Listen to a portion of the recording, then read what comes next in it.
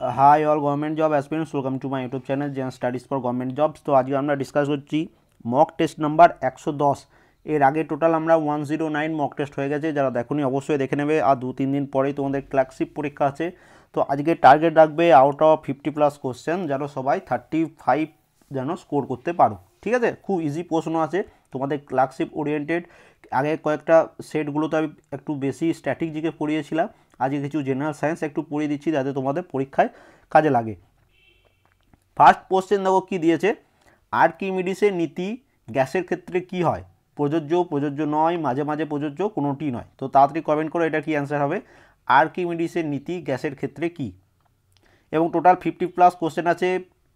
50 কোশ্চেনের অ্যান্সার আমি দেবো, একটা প্রশ্ন তোমাদের জন্য জেনারেল সায়েন্স থেকে থাকবে, সবাই অ্যান্সার দেওয়ার চেষ্টা করবে, ঠিক আছে। কারণ সেই প্রশ্নটা আগেও আমি অনেকবার পড়িয়েছি।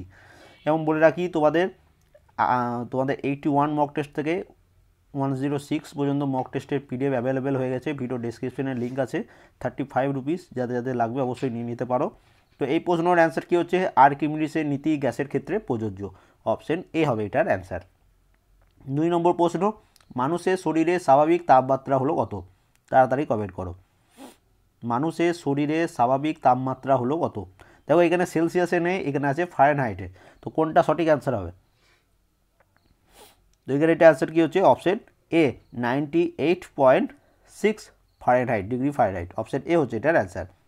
এই প্রশ্নটা তোমরা সবাই অ্যান্সার দেওয়ার চেষ্টা করবে। দেশলাই কাঠি তৈরিতে কোনটি ব্যবহৃত হয়? সবাই এটার অ্যান্সার জানো, অবশ্যই তাড়াতাড়ি কমেন্ট করে দেবে। এইটার অ্যান্সার আমি দিচ্ছি না।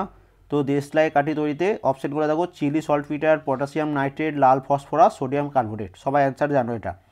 4 নম্বর প্রশ্ন, তেজস্ক্রিয়তার আবিষ্কারক হলেন কে? তো দেখো তেজস্ক্রিয়তা বা রেডিও অ্যাক্টিভিটি এর আবিষ্কারক হচ্ছেন কে? Henry Becquerel. অপশন বি হচ্ছে এটার অ্যান্সার। এবার দেখো এই ফুল ফর্ম রিলেটেড একটা প্রশ্ন তোমাদের পরীক্ষায় আসবে। তো এমআরআই এর পুরো কথা কি? এটা মনে হয় কোনো একটা পরীক্ষা তো এসেছিলো তোমাদের পিএসসিডি। তো কমেন্ট করো কি হবে। তো এমআরআই এর ফুল ফর্ম হচ্ছে magnetic resonance imaging. Option A হচ্ছে এটার অ্যান্সার। সিগারেটের লাইটারে কোন গ্যাস ব্যবহৃত হয়? সিগারেটের লাইটারে কোন গ্যাস ব্যবহৃত হয়? তাড়াতাড়ি কমেন্ট। তো এখানে এটা অ্যান্সার কী হচ্ছে, বিউটেন। অপশন ডি হচ্ছে এটার অ্যান্সার। নেক্সট প্রশ্নে আমরা চলে যাব। পরের প্রশ্ন দেখো, নিচের কোনটি ব্লিচিং পাউডার? এগুলোর মধ্যে কোনটিকে ব্লিচিং পাউডার বলা হয়? 7 নম্বর প্রশ্ন, তো এগুলোর মধ্যে ক্লোরাইড অফ লাইম একে বলা হয় ব্লিচিং পাউডার। সাধারণ পেন্সিলে নিচের কোডটি ব্যবহার করা হয়ে থাকে? সাধারণ পেন্সিলে নিচের কোডটি ব্যবহার করা হয়ে থাকে। 8 নম্বর প্রশ্ন, তো এখানে এটা অ্যান্সার কী হচ্ছে, এখানে এটা অ্যান্সার হচ্ছে গ্রাফাইট। প্রসম দ্রবণে মিথাইল অরেঞ্জের বর্ণ কেমন হয়? তো এটা মনে রাখবে, মিথাইল অরেঞ্জ। ক্ষারীয় দ্রবণে এর কালার হয় হলুদ, এবং অ্যাসিড দ্রবণে এর কালার হয় পিঙ্ক, এবং প্রসম দ্রবণে এর কালার হয় অরেঞ্জ বা কমলা। অপশন সি হচ্ছে এখানে এটার অ্যান্সার। তিনটেই মনে রাখবে। কোনটি মেডিকেল ডায়াগনস্টিক টেস্ট নয়? তো নিচের এই 4টি অপশনের মধ্যে কোনটি মেডিকেল ডায়াগনস্টিক টেস্ট নয়? এই ধরনের প্রশ্ন তোমাদের পিএসসির আগের বছর 2018তে যে এক্সামটা হয়েছিল মিসেলেনিয়াস, সেখানে এসেছিল এইরকম ধরনের প্রশ্ন। তো এখানে এটা অ্যান্সার করো। তো এখানে ম্যাগনাটন টেস্ট এটি কোনো ডায়াগনস্টিক টেস্ট নয়। নিম্নলিখিত কোন বলটি সংরক্ষিত বল নয়? নিম্নলিখিত কোন বলটি সংরক্ষিত বল নয়? তাড়াতাড়ি কমেন্ট করো কি অ্যান্সার হবে। এখানে এটা অ্যান্সার হচ্ছে ঘর্ষণজনিত বল। এটা কোনো সংরক্ষিত বল নয়। নিম্নলিখিত কী দিয়ে বৈদ্যুতিক বাল্বের ফিলামেন্ট তৈরি হয়? বহুবার এই প্রশ্নটা পিএসসির পরীক্ষায় এসেছে, তো তোমাদের অবশ্যই এটা অ্যান্সার করা উচিত, সবাই পারবে। অনেকবার আমিও পড়িয়েছি, তোমরাও পড়েছো। তো এটা কি? টাংস্টেন। অপশন সি হচ্ছে এটার অ্যান্সার। এবার আমরা চলে যাব 13 নম্বর প্রশ্নে। 13 নম্বর প্রশ্ন কী বলেছে দেখো, আয়োডিন দেওয়া হয় যে রোগে আক্রান্ত রোগীকে। তো আয়োডিনের অভাবে কোন রোগটি হয়ে থাকে? সবাই পারবে। আয়োডিনের অভাবে কোন রোগটি? দেখো এইটা আজকে কোশ্চেনের সেটটা বেশি বা কোশ্চেন পিএসসির বিভিন্ন এক্সামে এসেছে লাস্ট 3 থেকে 4 বছরের মধ্যে, সেই সব প্রশ্নগুলো, ঠিক আছে। তো এই ধরনের প্রশ্নই লাস্ট 3 থেকে 4 বছরের মধ্যে পিএসসি বিভিন্ন পরীক্ষা এসেছে। এখানে এটা অ্যান্সার কী হচ্ছে, গলগণ্ড। রাতকানা কিসে হয়? Vitamin A. রিকেট কোন ভিটামিন সেটা তোমরা কমেন্ট করবে, রিকেট কোন ভিটামিনের অভাবে হয়ে থাকে। পরের প্রশ্ন দেখো, উদ্ভিদ গ্লুকোজ সঞ্চিত রাখে কেমন, কোন রূপে? তো উদ্ভিদে মনে রাখবে গ্লুকোজ সঞ্চিত থাকে শ্বেতসার রূপে। অপশন সি হচ্ছে এটার অ্যান্সার। হিমোগ্লোবিন শরীরের কোন অংশে পাওয়া যায়? তো এখানে এটা অ্যান্সার কী হচ্ছে, হিমোগ্লোবিন পাওয়া যায় রক্তে। কোন গ্রুপের রক্তে কোনো অ্যান্টিবডি নেই? অ্যান্টিবডি নেই। তো এখানে একটা জিনিস মনে রাখবে, ও গ্রুপের রক্তে কোনো অ্যান্টিজেন নেই, নো অ্যান্টিজেন। ও গ্রুপের রক্তে নো অ্যান্টিজেন, এটা মনে রাখবে। এবং অ্যান্টিবডি নেই কাদের মধ্যে? এ বি গ্রুপের রক্তে। তো অপশন সি হচ্ছে এখানে এটার অ্যান্সার। অগ্নাশয় একটি কি, কেমন ধরনের গ্রন্থি? তো এখানে এটা অ্যান্সার কী হচ্ছে, অগ্নাশয় হচ্ছে একটা মিশ্র গ্রন্থি। পরবর্তী প্রশ্নে চলে আসি, সালোক সংশ্লেষে সৃষ্ট গ্লুকোজ অণুর অক্সিজেনের উৎস হলো কোনটি? এই প্রশ্নটা অনেকজন কনফিউজিং হয়ে যায় কোনটা অ্যান্সার হবে অপশন এ এবং অপশন বি এর মধ্যে। তো দেখি কে সঠিক অ্যান্সার দিতে পারে। তো দেখো, সালোক সংশ্লেষে সৃষ্ট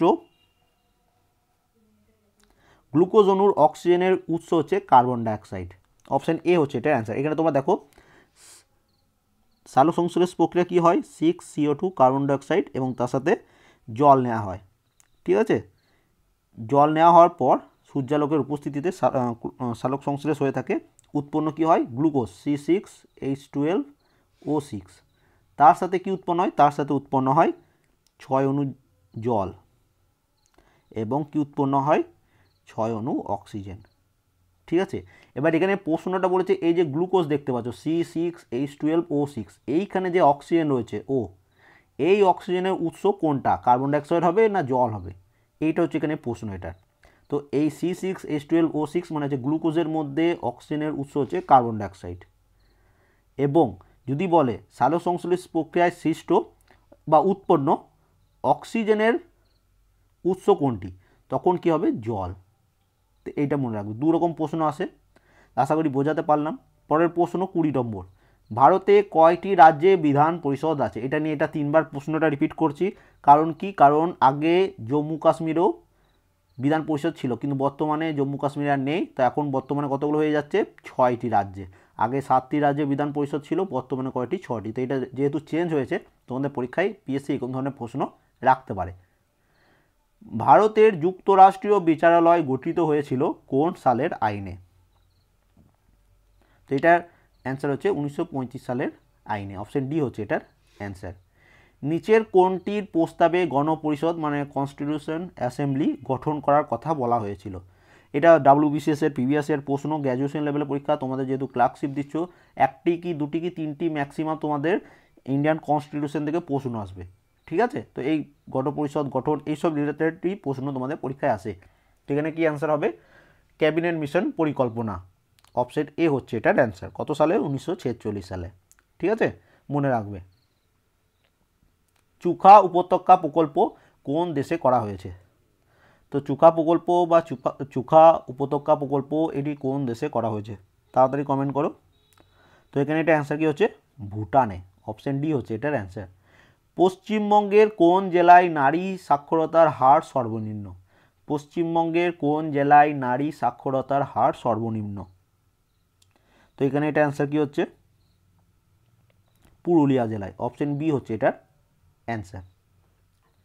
চলে আসি 25 নম্বর কোশ্চেনে, ডিজেল লোকোমোটিভ ওয়ার্কসটি কোথায় অবস্থিত? এটা অবস্থিত হবে। ঠিক আছে, তো ডিজেল লোকোমোটিভ ওয়ার্কস এটি কোথায় অবস্থিত? সবাই পারবে, রেলের পরীক্ষা যারা দিচ্ছ তারা আশা করি এটা অ্যান্সার জানো। তো এটা কি অ্যান্সার হচ্ছে, বারাণসীতে। অপশন ডি হচ্ছে এটার অ্যান্সার। মুল্লা পেরিয়ার বাঁধ অসন্তোষের কারণ যাদের মধ্যে, মানে কোন দুটি স্টেটের মধ্যে মুল্লা পেরিয়ার বাঁধ অসন্তোষের কারণ হয়ে দাঁড়িয়েছে? এখানে এটা অ্যান্সার কি হচ্ছে, অপশন বি, তামিলনাড়ু এবং কেরালা। অপশন বি হচ্ছে এটার অ্যান্সার। 27 নম্বর প্রশ্ন দেখো, কৃষি গবেষণা ভারতীয় পরিষদ কোথায় অবস্থিত? তো এগ্রিকালচার রিসার্চ সেন্টার কোথায় অবস্থিত বা এগ্রিকালচার রিসার্চ ইনস্টিটিউট কোথায় অবস্থিত। আজ কিছুক্ষণ আগেই তোমাদের দেখবে একটা ক্লাস করে দিয়েছিলাম বিভিন্ন রিসার্চ ইনস্টিটিউট কোথায় অবস্থিত। তো আশা করি সবাই ওই ক্লাসটা দেখেছো, যারা দেখোনি অবশ্যই স্ট্যাটিক জিকের মিশন স্ট্যাটিক জিকের প্লেলিস্টে পেয়ে যাবে, অথবা ভিডিওটার লিঙ্ক তোমরা পেয়ে যাবে আমাদের টেলিগ্রাম চ্যানেলে। ঠিক আছে, তো যেখান থেকে হোক খুশি ভিডিওটা দেখে নেবে, অবশ্যই তোমাদের পরীক্ষা এখান থেকে 1 নম্বর কমন পাবে।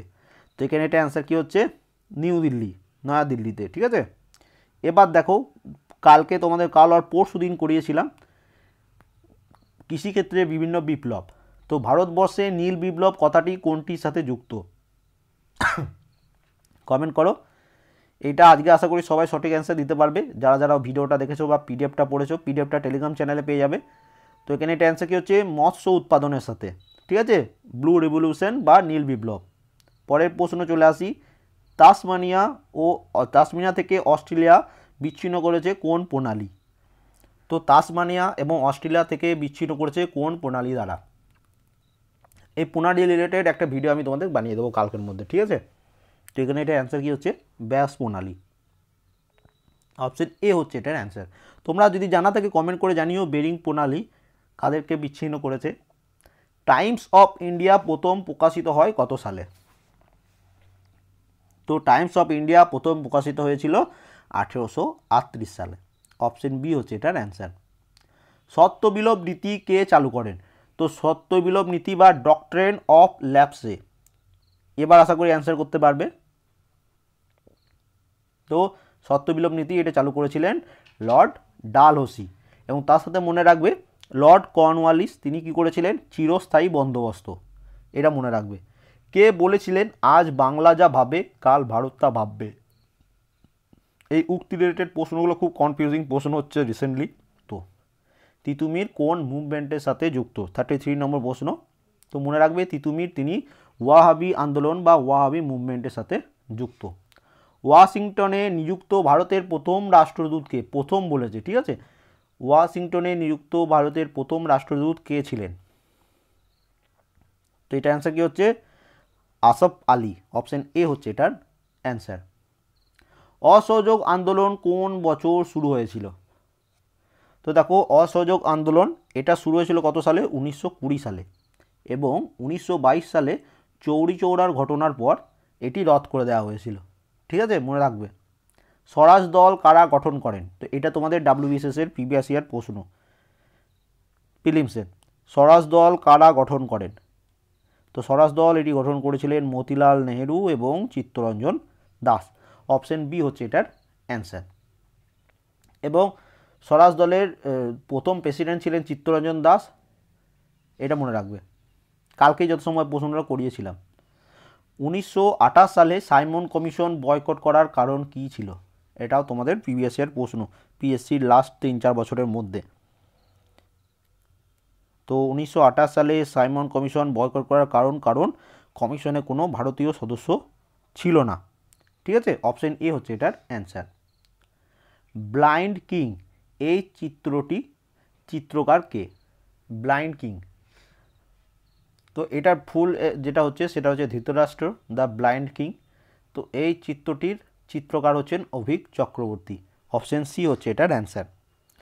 পরবর্তী প্রশ্ন চলে আসি 40 নম্বর কোশ্চেন। 40 নম্বর কোশ্চেন কী আছে, ওইখানে মিস্টেক হয়েছে টাইপিং। তো এখানে 41 নম্বর প্রশ্ন আছে, দেখো কী বলেছে, a brief history of time গ্রন্থটির রচয়িতা কে। এটা তোমাদের রিসেন্টলি 2018-তে 2019-এর এসআই আর কনস্টেবল দুটোর মধ্যে কোনো একটা পরীক্ষায় এসেছিল পুলিশের। তো brief history of time Stephen Hawkings. Option A হচ্ছে এটা অ্যান্সার। এই প্রশ্নটা দেখো, দ্য লেডি অফ স্যালটন এর লেখককে। দ্য লেডি অফ স্যালটন এর লেখককে। তো এটির লেখক হচ্ছেন টেনিসন। অপশন সি হচ্ছে এটার অ্যান্সার। নিচের কোন বইটি চেতন ভগতের লেখা। এইগুলোর মধ্যে কোনটি চেতন ভগতের লেখা। তো চেতন ভগতের লিখিত বইটির নাম হচ্ছে 3 মিস্টেক অফ মাই লাইফ। আর অপশন সিতে দেখতে পাচ্ছ শুধু মাই লাইফ আছে। তো এর লেখক হচ্ছেন বিল ক্লিন্টন। Bill Clinton. এবং অপশন ডিতে যেটা রয়েছে দেখো, সালিম্যান দ্য ক্লোন। সালিম্যান দ্য ক্লোন, এটার লেখক হচ্ছেন সালমান রুশদি। সালমান রুশদি হচ্ছে সালিম্যান দ্য ক্লোনের রচয়িতা। বিশ্ব জনসংখ্যা দিবস, ওয়ার্ল্ড পপুলেশন ডে কোন তারিখে পালন করা হয়? ওয়ার্ল্ড পপুলেশন ডে কোন তারিখে পালন করা হয়? এখানে এটা অ্যান্সার কী হবে? 11 জুলাই। রিজার্ভ ব্যাঙ্ক জাতীয়করণ হয় কত সালে? পিএসসির ফেভারিট প্রশ্ন।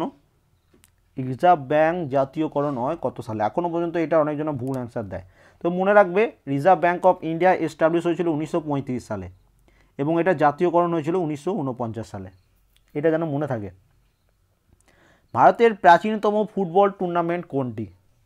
ভারতের প্রাচীনতম ফুটবল টুর্নামেন্ট কোনটি?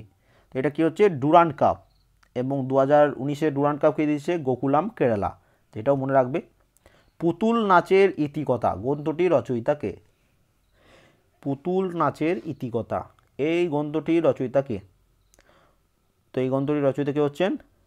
মানিক বন্দ্যোপাধ্যায়। অপশন সি হচ্ছে এটার অ্যান্সার। গরবা যে রাজ্যের লোকনৃত্য। তো বিভিন্ন ড্রেসের বিভিন্ন স্টেটের যে ড্যান্স ফর্মগুলো আছে সেগুলো অবশ্যই কিন্তু তোমরা দেখে নেবে, স্ট্যাটিক জিকের প্লে লিস্টে পেয়ে যাবে। তো অবশ্যই এগুলো একটু দেখে নেবে পরীক্ষার আগে। তো এখানে এটা অ্যান্সার কী হচ্ছে? গুজরাট। অপশন এ হচ্ছে এটা অ্যান্সার। গুরু বিপিন সিং তিনি যে নাচের সাথে যুক্ত। গুরু বিপিন সিংহ তিনি যে নাচের সাথে যুক্ত। তো এটা মনে রাখবে, গুরু বিপিন সিংহ তিনি মণিপুরি ড্যান্স ফর্মের সাথে যুক্ত। ঠিক আছে। এবার দেখো, প্যালিও বোটানি হলো কোন বিষয়ের পড়াশোনাকে বোঝায়? Paleo botany. তো প্যালিও বোটানি এটি হচ্ছে উদ্ভিদ জীবাশ্ম বিষয়ক পাঠকে বলা হয় প্যালিও বোটানি। তো যারা যারা অনলাইনে আছো অবশ্যই ভিডিওটা কিন্তু লাইক করে দেবে। পরের প্রশ্ন, কানহা ন্যাশনাল পার্ক এখানে কোনটি পাওয়া যায়? Kanha national park. তো দেখো এখানে এটা মেনলি যেটা হচ্ছে সোয়াম্প ডিয়ারের জন্য এটা ফেমাস এবং এটা হচ্ছে একটা টাইগার রিজার্ভার। রয়্যাল বেঙ্গল টাইগারও এখানে রিজার্ভ করা আছে, এটাও মনে রাখবে। ঠিক আছে। হাতি সিংকারা এগুলো অতটা নেই, সোয়াম্প ডিয়ারের জন্য এটা একটু ফেমাস। তো অপশান এ হচ্ছে এটার অ্যান্সার। ইউনেস্কো নিম্নলিখিত মধ্যে যে বস্তুকে ওয়ার্ল্ড হেরিটেজ সাইট হিসেবে ঘোষণা করেছে, যে বস্তু হবে না, যে স্থানকে হবে। ঠিক আছে এটা। তো দেখো এখানে একটা কথা বলে রাখি, ওয়েস্ট বেঙ্গলের দুটি ওয়ার্ল্ড হেরিটেজ সাইট আছে। এক হচ্ছে সুন্দরবন, তোমরা সবাই জানো। সেকেন্ড হচ্ছে দার্জিলিং হিমালয়ান রেলওয়ে। ঠিক আছে। এবং এই প্রশ্নটাই তোমাদের পরীক্ষায় এসেছিল এবং এই প্রশ্নটাই তোমাদের এসেছিল আইসিডিএস সুপারভাইজার প্রিলিমস 2019-এ যেটা হয়েছিল। ঠিক আছে। দার্জিলিং হিমালয়ান রেলওয়ে হবে। ঠিক আছে। তো দুটো তোমাদের মনে রাখবে, একটা হচ্ছে সুন্দরবন এবং আরেকটা হচ্ছে দার্জিলিং হিমালয়ান রেলওয়ে। লাস্ট প্রশ্ন আজকের, আন্তর্জাতিক ন্যায়ালয় বা ইন্টারন্যাশনাল কোর্ট অফ জাস্টিস কোথায় অবস্থিত? হেডকোয়ার্টার। তো এটারও পিডিএফ টেলিগ্রাম চ্যানেলে পেয়ে যাবে তোমাদের জন্য। আমি এগুলো ফ্রিতেই টেলিগ্রাম চ্যানেলে আপডেট করে দিয়েছি, অবশ্যই সেখান থেকে ডাউনলোড করে পড়ে নেবে। ঠিক আছে। এবং বলে রাখছি 181 নম্বর মক টেস্ট থেকে 106 নম্বর মক টেস্ট যাদের যাদের লাগবে এই ডেসক্রিপশনে পেয়ে যাবে, ভিডিও ডেসক্রিপশনে। তো আন্তর্জাতিক ন্যায়ালয় বা ইন্টারন্যাশনাল কোর্ট অফ জাস্টিস এটা কোথায় অবস্থিত? নেদারল্যান্ডের কোথায়? The Hague. এইটা খুব ইম্পর্টেন্ট। ঠিক আছে। The Hague. তো দ্য হেগের এখানে অবস্থিত হচ্ছে নেদারল্যান্ডের দ্য আন্তর্জাতিক ন্যায়ালয় বা ইন্টারন্যাশনাল কোর্ট অফ জাস্টিস। তো এই ছিল total 50+ question. Out of 50+ question কার কত স্কোর হচ্ছে অবশ্যই কমেন্ট করে জানাবে। এবং যারা যারা তোমাদের বন্ধু ক্লার্কশিপ পরীক্ষা দিচ্ছে অবশ্যই তাদের সাথে ভিডিওটা শেয়ার করে দেবে। And thank you for watching.